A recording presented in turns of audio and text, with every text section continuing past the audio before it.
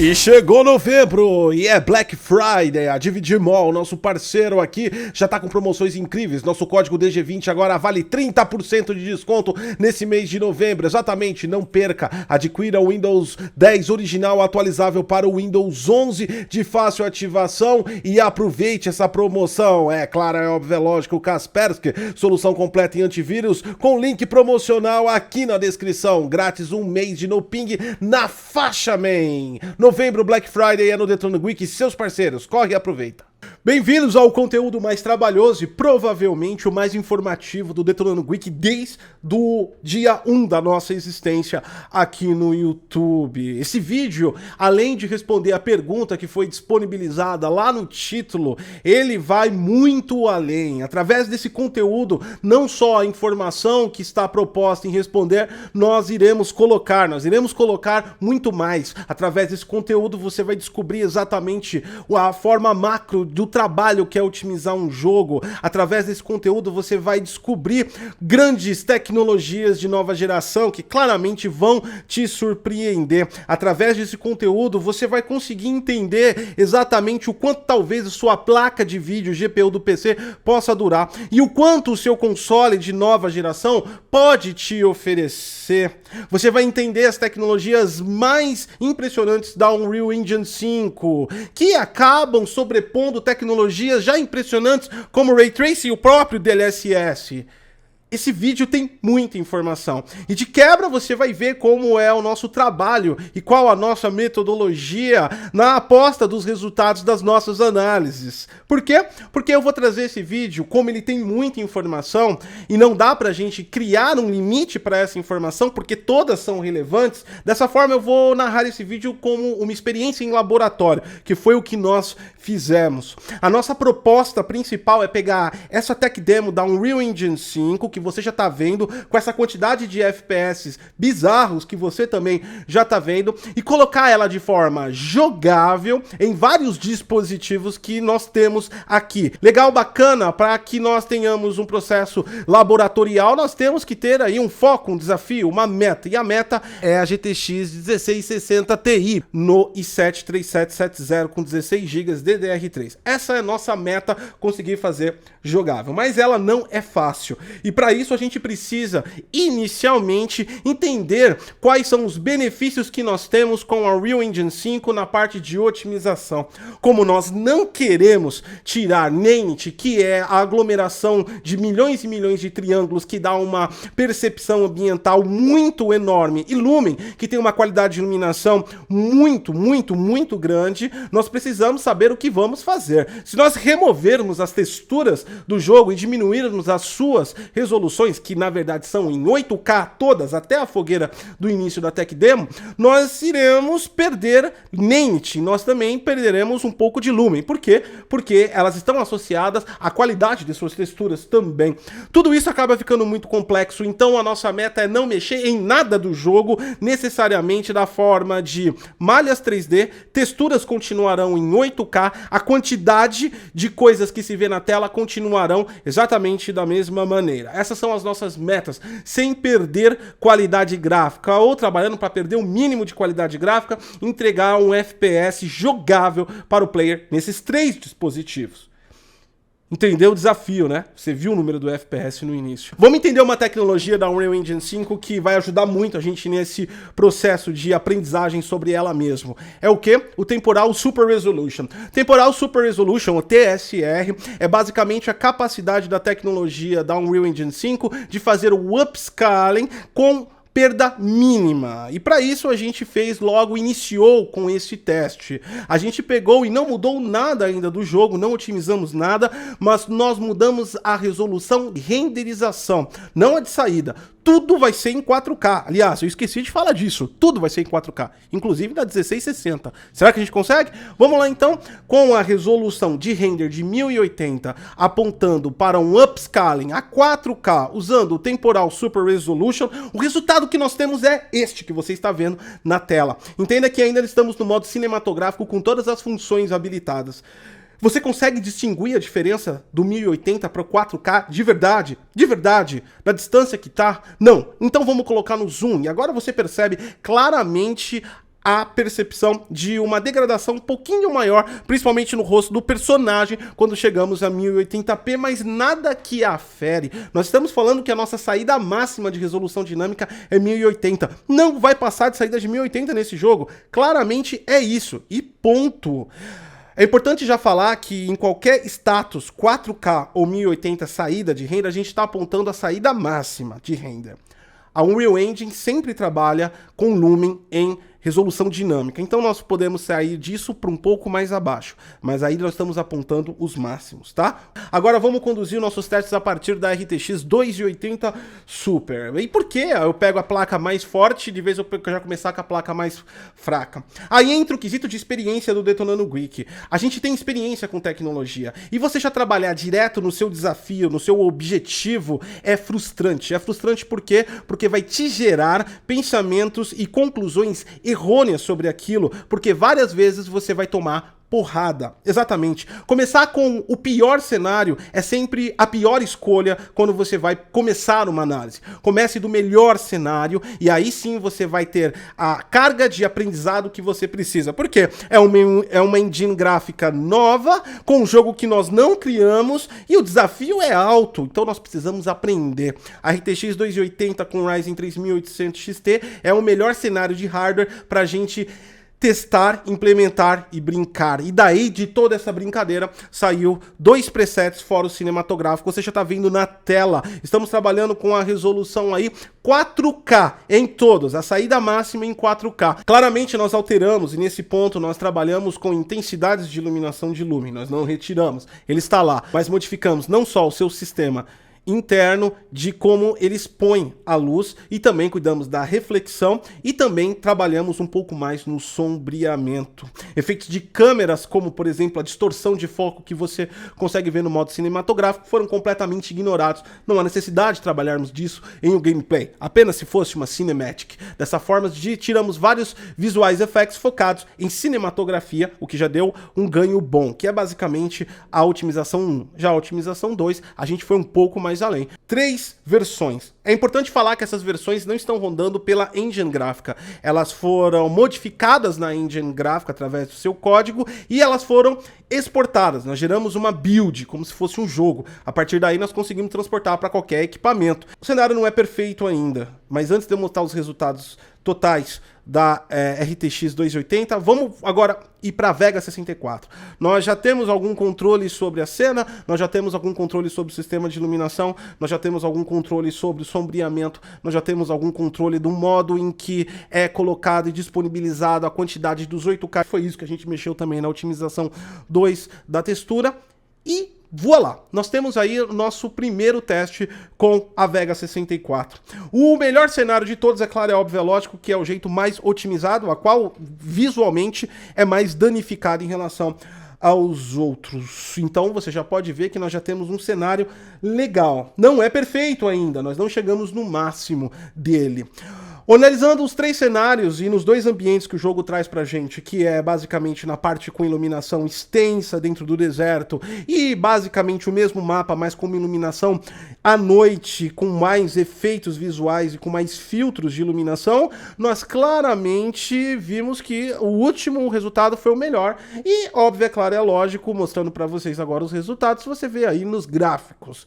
A Vega 64 basicamente conseguiu aí se dar bem só no primeiro cenário, resolução de 1080p e, é claro, na otimização nível 2, que acaba tirando mais efeitos visuais gráficos. Apesar de nós atingirmos 30 FPS na otimização 1, essa é a média. E nós não podemos ter um jogo que abaixe de 30 FPS. Por mais que ele foi além um pouco mais de 30, ele também foi abaixo de 30. Triste, né? Nosso desafio não será fácil, não está sendo fácil mesmo. Vamos voltar para a RTX 2080 agora, ver os mesmos resultados de teste nela, e você verifica que a RTX 2080, por ser incumbidor aí de todas as tecnologias que tem na Next Gen, mesmo não sendo a placa mais elevada, e claramente não é, a linha RTX 3000 é muito superior a ela, mas ela consegue ser rodável nos 3 cenários, 1080, 1440 e até 4K. Ela atingiu aí níveis interessantes. Mesmo, é claro, é óbvio, é lógico, a cada resolução que nós subimos de saída de render, nós colocávamos ela no patamar de preset, deixando claramente que só a otimização 2 consegue realmente deixar ela como jogável em 4K. Mas de qualquer forma, a placa alcançou aí, comparado com a Vega 64, níveis interessantes e muito superiores também. Para um pouquinho agora, vamos explicar uma coisa que é fantástica, incrível e impressionante. Como eu tô rodando na Vega 64 a Unreal Engine 5 com Lumen e Nanity. Lembrando que Lumen tem raios de luz. Exatamente, ela tem Ray Tracing, que é feito por software. Software a partir de qualquer versão de GPU que suporte Pixel Shader 5.0. Isso quer dizer que você pode ter qualidade de rastreios de raios de luz em placas que não comportam a tecnologia através do acionamento do hardware. O hardware também pode ser acionado na Unreal Engine 5, mas não é o propósito desse vídeo, vai ter outro só dedicado para isso, sobre Ray Tracing na engine gráfica. O fato é que você conseguiria rodar, teoricamente, até mesmo num console de Old Gen com arquitetura GCN, Nanity e Lumen, porque utilizam Pixel Shader 5.0, o equivalente, por exemplo, a DirectX 12. A partir daí a gente utiliza os processos de AIDA para conseguir entender exatamente o que está se modificando, para a gente tentar criar aí uma configuração, uma otimização que seja válida integralmente para esse tipo de trabalho. Então a gente vai e passa aí nos processos de AIDA, nas otimizações separadas. A perda que nós temos maior e significativa, como nós já vimos, é da otimização 2 em relação à otimização 1 e pior ainda em relação à otimização cinematográfica. A gente vê também no processo de iluminação, apesar de mantermos Lumen, verifique toda essa área como se mantém intacta praticamente, mas sim, nós temos pequenas diferenças porque nós mexemos nas questões de intensidade e sombreamento da tecnologia para alcançar os resultados da otimização 2. Ela acabou sendo a nossa principal fonte de FPS e também principal problema da visualização gráfica. No entanto, você tem que levar em consideração que nós não podemos comparar o melhor de si mesmo com o pior de si mesmo. Nós temos que comparar ao mundo afora. E agora, só rodando a otimização 2, para que você veja na tela, você verifica que claramente, apesar dela estar muito inaceitável em comparação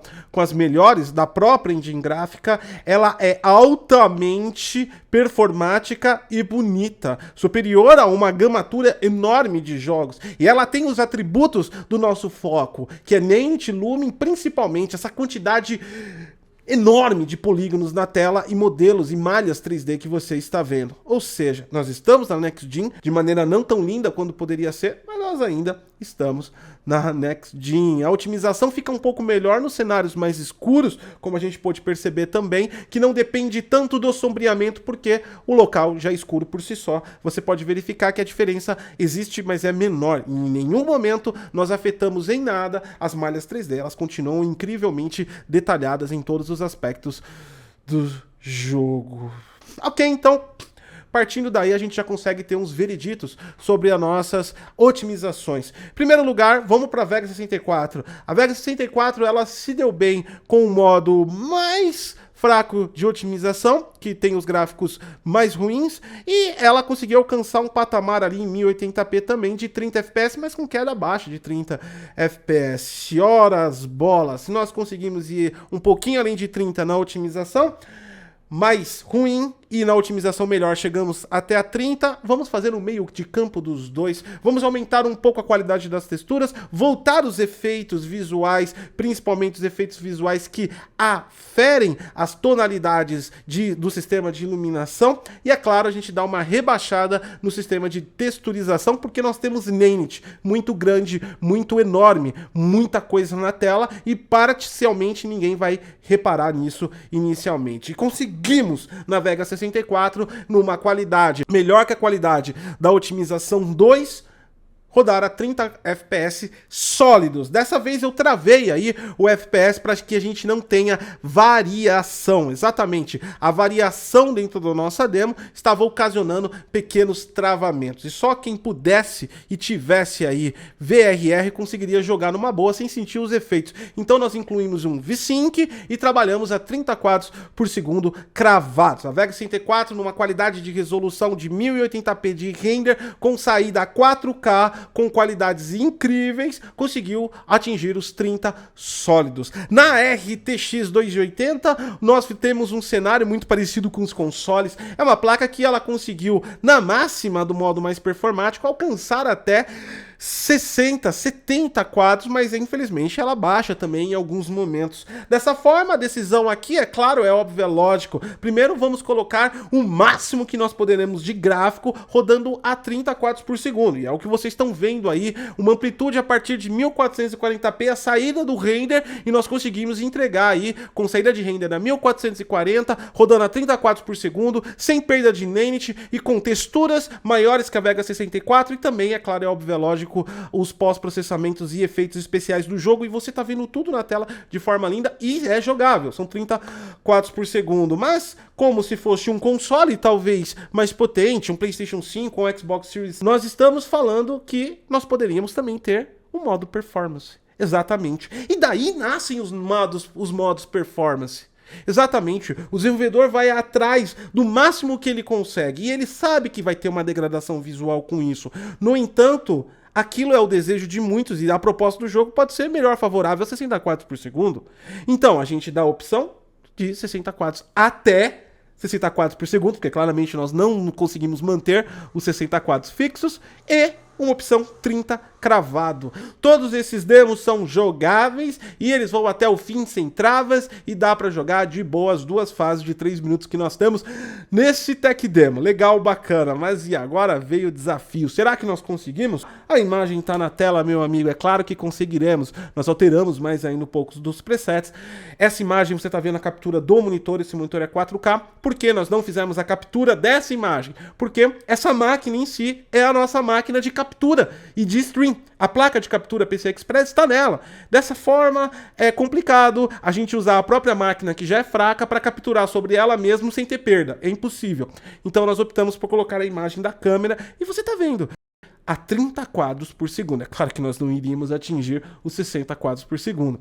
As imagens, como ficaram graficamente, acabaram ficando um pouco até inferior do nosso processo de otimização 2. Vejam aí na tela alguns prints para que vocês verifiquem como ficou. O fato é que rodou. O fato é que sim, nós perdemos visualização gráfica em grande parte. E o fato é que ficou feio? Não, jamais. É totalmente aceitável, é totalmente jogável. O ponto agora aqui que vai da nossa análise para finalizar de uma vez por todas, vem as decisões executivas. Nós poderíamos ter ido mais, nós poderíamos ter chegado e tentado entregar na Vega 64 60 quadros por segundo, nós poderíamos ter chegado até uns 40 talvez na GTX 1660 Ti, nós poderíamos passar de 60 quadros na 280, poderíamos sim, mas agora vem a decisão executiva que faz parte do consenso de como se lança um jogo. Para nós fazermos isso, nós teríamos mais trabalho, nós teríamos que mudar a resolução das texturas, nós teríamos que trabalhar com os processos de animação 3D, travarmos os FPS deles, nós teríamos que mexer nos efeitos, nós teríamos que não alterar a iluminação, mas mexer no pós-processamento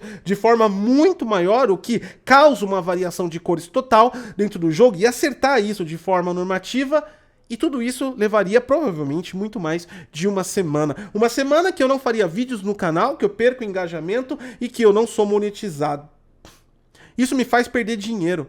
Se eu perco dinheiro, então eu vou optar pela performance que eu consigo em menor tempo, onde dentro do investimento que eu tenho e do mundo que eu vivo, é plausível, é factual, é jogável, mas não é claramente o máximo. Isso define muito sobre o quanto os jogos vão e quanto os jogos não vão. Quando se trabalha muito mais, se gasta muito mais dinheiro e tempo em um jogo. E ele pode sempre ir ali. Essas ideias de, pode isso, pode aquilo, o desenvolvedor falou que podia ter feito isso, podia,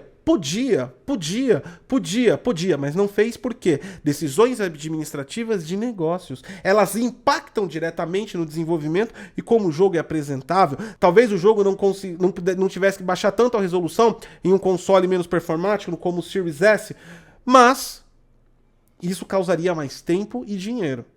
Está disposto a fazer isso? A lucratividade em cima dessa modificação vai dar retorno para a empresa? E aí já se entra no mundo dos negócios. Isso modifica tudo. Então não, o Series S não vai impedir nada e os hardwares antigos não vão impedir nada. É claro, vai se perder performance. Vocês viram que se perde performance ou visual durante o processo. Mas nós testamos, modificamos, implementamos e provamos. É jogável.